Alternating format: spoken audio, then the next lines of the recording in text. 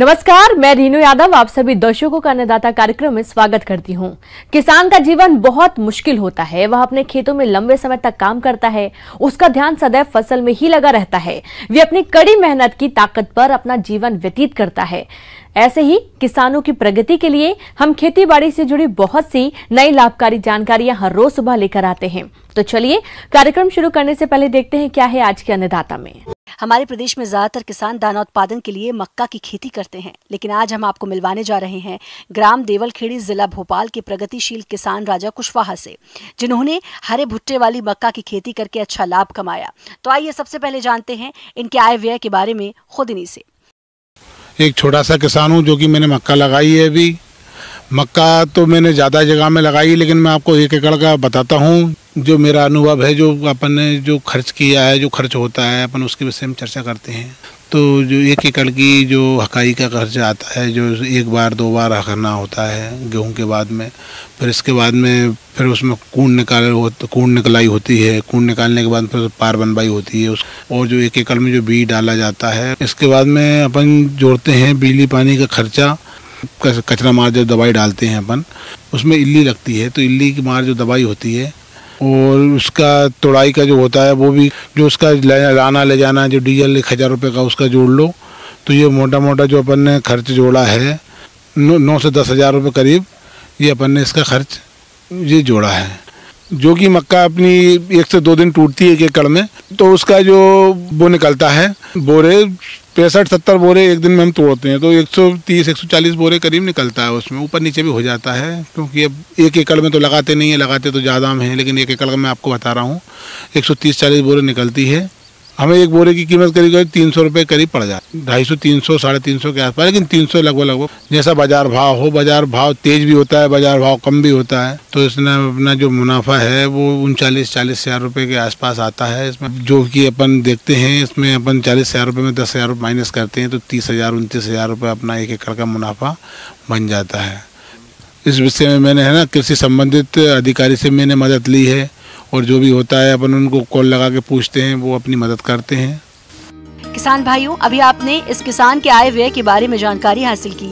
अब आइए जानते हैं कि इस किसान ने हरे भुट्टे का इतना अच्छा उत्पादन प्राप्त करने के लिए कौन कौन से कार्यों को कब और किस तरह से किया। जो भी हमारा जो उत्पाद होता है, जो हम उसमें मेहनत करते हैं, जो उसमें हम फसल निकालते हैं, उसकी अपन पूरी चर्चा करेंगे उस विषय पे।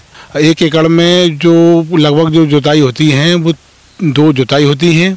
इसके बाद जो मक्का हम जो लगाते हैं वो एक एक करके पौधा लगाते हैं, तो उसके लिए उसके निशान के लिए हमको कूड़ निकालवाना पड़ता है, तो हम उसमें कूड़ निकालते हैं। जो हम कूड़ निकालते हैं, कूड़ की आपस में कूड़ से कूड़ की दूरी जो होती है वो 1.5 फीट करीब होती है। फिर इसके बाद में अपन घर वाले या मजदूरों की मदद से उसको बीज को उस कूड़ के अंदर एक एक करके पूरा डाला जाता है, करीब करीब 1 फीट दूर।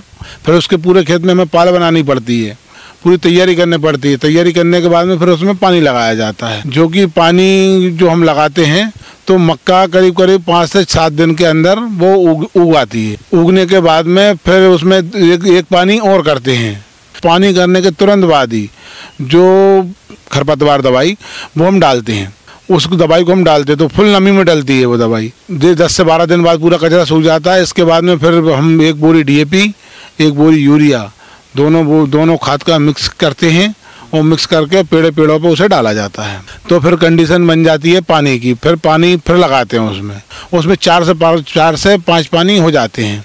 फिर इसमें जो कचरा फिर डबल से जो उगता है, जो बड़ा कचरा, फिर उसकी अपन निंदाई गुड़ाई डबल से कराते हैं, जो मोटा मेहनती लगा के या घर वालों की मदद से या हम खुद इसको कचरे को खड़वाते हैं। मोटा कचरा जो खड़वाया अपन ने, पोई में इल्ली लग जाती है, तो उस इल्ली के लिए कीटनाशक दवाई का उपयोग करा जाता है। तो उस कंडीशन में अंत करके एक दवाई आती है, तो उसका हम 1 लीटर 1 एकड़ में डालते हैं। उसे करीब 200-250 लीटर पानी में उसे डालते हैं, तो उस पर वो इल्ली मर जाती है। फिर अवस्था आ जाती है इसमें चीप छुनगे की अवस्था, ये आ जाती है 60 से 65 दिन के अंदर ये चीप छुनगा इसमें निकलने लगते हैं, भुट्टे की तैयारी होने लगती। तो फिर मौसम जो होता है जो ऊपर का हो जाता है बारिश का, तो 20 से 25 दिनों में वो चीप चुनगा पक के भुट्टा बन जाता है। तो कंडीशन 65-70 दिन के अलावा 90 दिन में 90-95 दिनों में मक्का टूट जाती है। तोड़ने के बाद में फिर जगह जगह ढेर लगाना, फिर जगह जगह ढेर लगाने के बाद में फिर पूरे घर वाले मेहनती मजदूरों की मदद से हमें से भरते हैं। जालीदार बोरों में भरते हैं। जालीदार बोरों में भरने के बाद में फिर एक एक बोरा को पूरा फिर इकट्ठा करा जाता है। फिर इसे अपन छांट के भरते हैं। 2 लोग बोरा पकड़ते हैं और 2 लोग नीचे भरते हैं। एक आगे एक आदमी इसकी सिलाई करता है। तो ऐसी कंडीशन में ये तुड़ाई होती है। तो जो अपन फिर उसके बाद में भरने के बाद में फिर एक एक बोरा को निकाल के फिर बाहर ले जाते हैं। फिर उसे अपन ट्राली में भरते हैं। मेरे पास स्वयं का ट्रैक्टर है, इस वजह मैं खुद लाता हूँ, खुद भरता हूँ और खुद ही मंडी ले जाता हूँ। और ये सब काम एक आदमी का नहीं है, घर वालों की मदद से, ये मजदूरों की मदद से होता है। तो मेरे किसान भाइयों, मैं आपके सामने जो बोलता हूँ, आप भी खेती करिए मक्के की, बढ़िया होती है। ब्रेक के बाद एक बार फिर से आप सभी दर्शकों का अन्नदाता में स्वागत है। चलिए अब रुख करते हैं अगली कड़ी की ओर। आम का बाग लगाने के लिए पौधे नर्सरी से खरीद कर लाते हैं, तो नर्सरी वाले कभी कभी आम के पौधों को जिस प्रजाति का कहकर देते हैं, बाद में वो किसी अन्य प्रजाति के निकल आते हैं। इसी समस्या से बचने के लिए किसान ग्राफ्टिंग विधि से आम की मनचाही किस्म के पौधे तैयार कर सकते हैं। तो आप किस तरह से करें इस कार्य को, इसकी जानकारी दे रहे हैं एक विषय विशेषज्ञ प्रवीण बर्डे।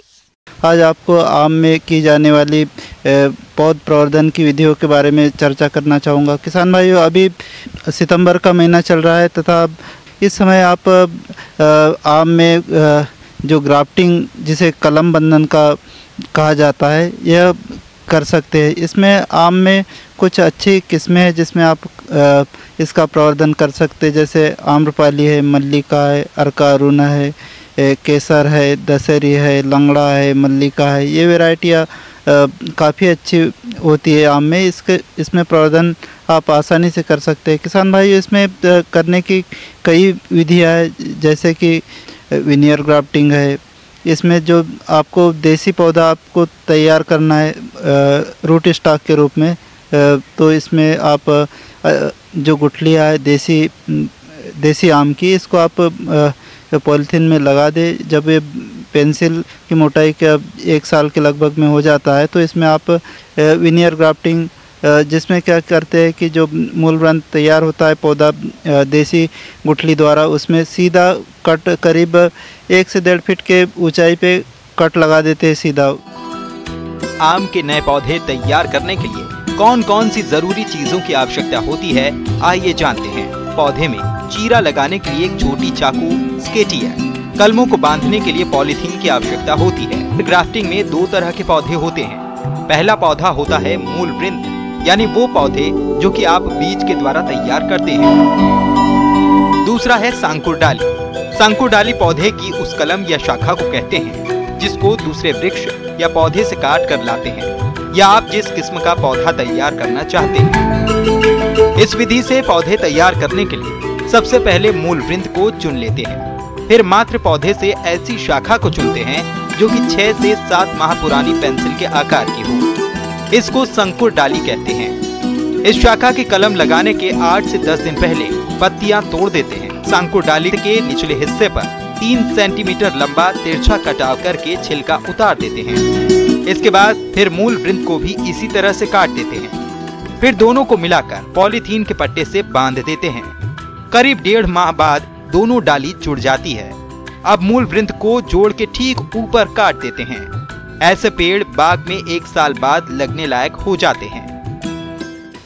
जो सांकुर डाली तैयार करने की आपको विधि बताई, इस तरीके से आप सांकुर डाली को लाके और भी आकार का कट लगा के इसमें आप फंसा देते हैं तो और लपेट देते हैं। तो इस तरीके से विनियर ग्राफ्टिंग में पौधे तैयार हो जाते हैं। इसके बाद में एक विधि है, जैसे कि साइड ग्राफ्टिंग में क्या करना है आपको। पहले तो आपको जो शाखा है जिसे साइन कहा जाता है या सांकुर डाली बोलते हैं, इसको आपको पौधे पर ही तैयार किया जाता है। इसमें आप पेंसिल के मोटाई की शाखा को करीब सेलेक्ट करके उसकी जो पत्तियां है उसको काट देते हैं। काट देने के बाद में उसको 8-10 दिन के लिए उसी पे पौधे पे रखा रहने देते हैं, जिससे उसका भोज्य पदार्थ उसमें इकट्ठा होने लगता है। और जब इसमें जो शाखा है उसके जो डंठल जो छोड़ देते हैं हम पत्तियां काटने के बाद में, उसको यदि हम थोड़ा सा टच करते हैं तो गिरने लगे तो हम समझते हैं कि कलम बांधने के लिए जो शाखा है तैयार हो चुकी है। इसको अपन फिर उससे काट लाते हैं, लाके आप रखें। उसके बाद में उसको आप ट्रीट करें। ट्रीट करने के लिए आप कोई सा भी फंजीसाइड जैसे कि कार्बेंडाजिम, मैनकोजेब, थीराम, थाइमेथाक्साम, इसके 2 ग्राम 1 लीटर पानी में घोल के इसको थोड़ा डुबा के रखें, तो इसमें जो भी बीमारी आने के चांस कम रहते हैं। इसके बाद में आपको क्या करना है कि जो साइड से चीरा लगाए और जो आपने जो शाखाएं ला रखी है और जिसको ट्रीट किया है, इसका कट बना के आप इसको साइड से लगा दे तथा इसमें पॉलीथीन से अच्छे से कस दे। और इसके साथ में एक ध्यान और रखें कि आप जो डाली है, शंकुर डाली, इसके ऊपर आप ये जो पॉलीथीन की थैली आती है, जैसे अगरबत्ती वाली पॉलीथीन बोलते हैं उसको, तो इसको आप पहना दे तो इसमें क्या होता है कि हीटअप होने के कारण इसमें अच्छे से पत्तियाँ करीब 5-6 दिन में ही इसमें फुटा होने लगता है कलम में। और जब फुटा होने लगे तो आप उस पॉलीथीन को, अगरबत्ती की थैली को निकाल दें और इस तरीके से आपके 5-7-10 दिन में ही ये पत्तियाँ आने लगती है। कोमल पत्तियाँ आने के बाद में आपको विशेष ध्यान रखने की बात यह है कि इसे आप छायादार स्थान पे रखें जहाँ पे कीटों का प्रकोप नहीं हो। इसके बाद में आप इसे करीब लिक्विड फर्टिलाइज़र देते रहे या कुछ मात्रा में यूरिया वगैरह दे, तो इससे पौधा काफ़ी शीघ्रता से बढ़ने लगता है। इस तरीके से आप इन विधि से आम में सफल पौधा तैयार कर सकते हैं। अरहर की खेती बहुत से किसान भाइयों ने की है। चूंकि इस फसल में एक मुख्य बीमारी उकटा लगती है जिससे फसल सूख जाती है, तो इस समस्या के समाधान के लिए किसान कौन कौन से उपायों को अपनाएं, इस बारे में जानने के लिए देखिए कार्यक्रम का ये अंश। अरहर फसल में सबसे ज़्यादा समस्या, जो बहुत सारी बीमारियां हैं लेकिन सबसे ज़्यादा समस्या उकठा रोग की है और हमारे किसान भाई इससे बहुत परेशान रहते हैं। कई बारी वो अगर लगातार अरहर खेत में लगा रहे होते हैं तो उससे पूरी फसल सूख जाती है और उन्हें समझ नहीं आता कि ऐसा क्यों हो रहा है। जो फ्यूजेरियम विल्ट है, ये मिट्टी में जो इसके जीवाणु हैं वो उसमें रहते हैं और इस वजह से ये शुरू में ये सूखना शुरू होता है और इसके जो तने हैं वो सबसे आखिर में सूखते हैं, वो हरे रहते हैं। और अगर आप सूखने की समस्या है तो अगर इसको आप जड़ से उखाड़ेंगे तो ये बहुत आसानी से आपके हाथ में नहीं आएगा, बहुत समय लगता है इसको उखाड़ने में, बहुत ताकत चाहिए होता है। किसान भाइयों, अरहर की फसल को उकठा रोग द्वारा अधिक हानि पहुंचाई जाती है क्योंकि यह रोग फ्यूजेरियम नामक कवक से फैलता है। रोग के लक्षण साधारण तौर पर फसल में फूल लगने की अवस्था पर दिखाई पड़ते हैं और सितंबर से जनवरी महीने के बीच में यह रोग देखा जा सकता है। रोग के प्रकोप से पौधा पीला होकर सूख जाता है। इसमें जड़ें सड़कर गहरे रंग की हो जाती हैं तथा छाल हटाने पर जड़ से लेकर तने की ऊंचाई तक काले रंग की धारियां पाई जाती हैं, जिसकी वजह से पौधे बड़ी तेजी से सूखने लगते हैं और देखते ही देखते यह रोग पूरे खेत में फैल जाता है। मेरी ये सलाह होगी कि जहाँ भी अगर उकठा रोग की समस्या अरहर के फसल में है तो जो रेसिस्टेंस वैरायटी है, मतलब ऐसी किस्में हैं जिनमें वो किस्में सक्षम है इस बीमारी से लड़ने के लिए, उसमें इस बीमारी का असर कम होता है, ऐसी किस्मों को लगाना चाहिए। और बहुत सारी किस्में हैं। या फिर अगर आपको और सावधानी बरतनी हो तो 2 साल के बाद अरहर के खेत को बदल देना चाहिए, क्योंकि इसका निदान थोड़ा मुश्किल है। निदान में आप सही किस्म आप चुनें या फिर आप खेत को बदल दें। यदि आपकी फसल में इस रोग का प्रकोप हो रहा है तो इसके नियंत्रण के लिए सबसे पहले आप रोग ग्रसित पौधों को उखाड़कर नष्ट करें। इस बीमारी से बचने के लिए रोग रोधी जातियां जैसे JKM 189, C11, JKM 7, BSMR 853, आशा आदि का चयन करें। गर्मी में खेत की गहरी जुताई व अरहर के साथ ज्वार की अंतर्वर्ती फसल लेने से इस रोग का संक्रमण कम रहता है। किसान भाइयों, उकठा रोग के लिए आपके पास जो निदान है, कोई भी दवा बहुत कारगर नहीं है, मैं ये स्पष्ट कहना चाहता हूँ, क्योंकि ये जो बीमारी है वो मिट्टी में होती है, स्थिर होती है और उसकी वजह से इसमें आपको या तो रोग रोधी किस्म लगाने की आवश्यकता है या फिर आप फसल चक्र अपनाएं, आप खेत को बदल दें और यही सही निदान है। कोई भी अभी दवाएं जो हैं उतनी कारगर नहीं हैं जिससे कि इन बीमारी की रोकथाम की जा सके। ब्रेक के बाद एक बार फिर से आप सभी दर्शकों का अन्नदाता कार्यक्रम में स्वागत है। बढ़ते हैं अगली प्रस्तुति की ओर। मौसम के अनुसार प्रबंधनोपरिधि की आपकी खेती बाड़ी और इसलिए मौसम पूर्वानुमान और उस पर आधारित साप्ताहिक कृषि सलाह इस प्रकार है। भारत मौसम विज्ञान विभाग, ग्रामीण कृषि मौसम सेवा केंद्र सीहोर और ग्वालियर से प्राप्त मौसम रिपोर्ट के आधार पर ग्वालियर, मुरैना, टीकमगढ़, गुना और इनके आसपास के जिलों के किसानों को सलाह दी जाती है कि इन क्षेत्रों में आगामी 4 दिनों तक मध्यम बादल छाए रहेंगे। ऐसे में इन क्षेत्रों के किसान कोरोना के गंभीर फैलाव को देखते हुए किसानों को सलाह है कि कृषि कार्यों के दौरान भारत सरकार द्वारा दिए जा रहे निर्देशों, व्यक्तिगत स्वच्छता, मास्क का उपयोग, साबुन से उचित अंतराल पर हाथ धोना और एक दूसरे से सामाजिक दूरी बनाए रखने पर विशेष ध्यान दें। उर्द और मूंग की फसल में पीला मोज़ेक रोग के नियंत्रण हेतु रोगी पौधों को खेत से उखाड़कर मिट्टी में दबाकर नष्ट कर दें और सफेद मक्खी कीट की रोकथाम हेतु थायोमेथाक्साम 70 WG की 100 ग्राम मात्रा 500 से 600 लीटर पानी में घोलकर प्रति हेक्टेयर की दर से छिड़काव करें। धान की फसल में खैरा रोग के नियंत्रण हेतु जिंक सल्फेट 5 किलोग्राम और 2.5 किलोग्राम बुझा हुआ चूना 500 से 600 लीटर पानी में घोल बनाकर प्रति हेक्टेयर की दर से छिड़काव करें। इस समय बाजरा की फसल में ग्रास हापर कीट की सतत निगरानी रखें और दिखाई देने पर इसके नियंत्रण हेतु लेमडा साइहेलोथ्रिन की 500 मिलीलीटर मात्रा 500 से 600 लीटर पानी में घोलकर प्रति हेक्टेयर की दर से छिड़काव करें। संभावित मौसम पूर्वानुमान को देखते हुए इस समय बैंगन, टमाटर और भिंडी में रस चूसक कीट की संभावना हो सकती है। अतः दिखाई देने पर इनके नियंत्रण हेतु इमिडाक्लोप्रिड की 1 मिलीलीटर मात्रा 3 लीटर पानी की दर से घोलकर छिड़काव करें। इस समय मिर्च और टमाटर में चुर्रा मुर्रा रोग की संभावना हो सकती है। अतः दिखाई देने पर इनके नियंत्रण हेतु इमिडाक्लोप्रिड 17.8 SL की 170 मिलीलीटर मात्रा 500 से 600 लीटर पानी में घोल बनाकर प्रति हेक्टेयर की दर से मौसम साफ होने पर छिड़काव करें। फलों जैसे आम, नींबू और अमरूद के नए बाग लगाने के लिए अच्छी गुणवत्ता के पौधों का प्रबंध करके इनकी रोपाई अति शीघ्र करें। पशुओं को साफ एवं ताज़ा पानी दिन में 2 बार दें, साथ ही साथ हरा चारा भी दें। बाहरी परजीवियों से बचाव के लिए ब्यूटॉक्स का प्रयोग करें। पशुशाला की नियमित सफाई करते रहें। 1 लीटर पानी में 5 मिलीलीटर फिनाइल मिलाकर फर्श की सफाई। अन्नदाता हेल्पलाइन निःशुल्क फोन संपर्क सेवा के माध्यम से आपके द्वारा पूछे गए प्रश्नों में से 1 या 2 महत्वपूर्ण प्रश्नों को हम अपने कार्यक्रम में शामिल करते हैं और इसी के तहत आज का चयनित प्रश्न और उसका जवाब इस प्रकार है। अन्नदाता निःशुल्क फोन संपर्क सेवा के माध्यम से पूछे गए प्रश्नों में से आज हमने जिस प्रश्न को कार्यक्रम में शामिल किया है उसे पूछा है ग्राम तोरका, जिला मुरैना के कृषक जगदीश यादव ने। यह भैंस की मुर्रा नस्ल की पहचान के लक्षणों के बारे में जानकारी चाहते हैं। तो जगदीश यादव जी, आपकी जानकारी के लिए प्रस्तुत है कार्यक्रम का यह अंश।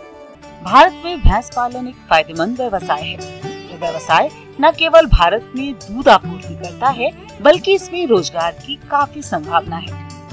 भैंस का दूध कुल दूध का 57% योगदान देता है। भारत में आमतौर पर मुर्रा, जाफराबादी, सूरती आदि भैंस की नस्ल पाई जाती है। इन सब भैंसों में मुर्रा भैंस सबसे मशहूर है। डेयरी व्यवसाय में आजकल अधिकतर मुर्रा भैंसों को पाला जा रहा है और इसका पशुधन में सबसे ऊंचा स्थान है, जिसके कारण इसे काला सोना कहा जाता है। यह भैंस मूल रूप से पंजाब और हरियाणा के राज्यों से है। ये भैंस गर्म और ठंडे इलाकों में आसानी से पाली जा रही है। इन्हीं बातों को ध्यान में रखकर ही कोई खरीदार इसकी सही कीमत का अनुमान लगा लेता है।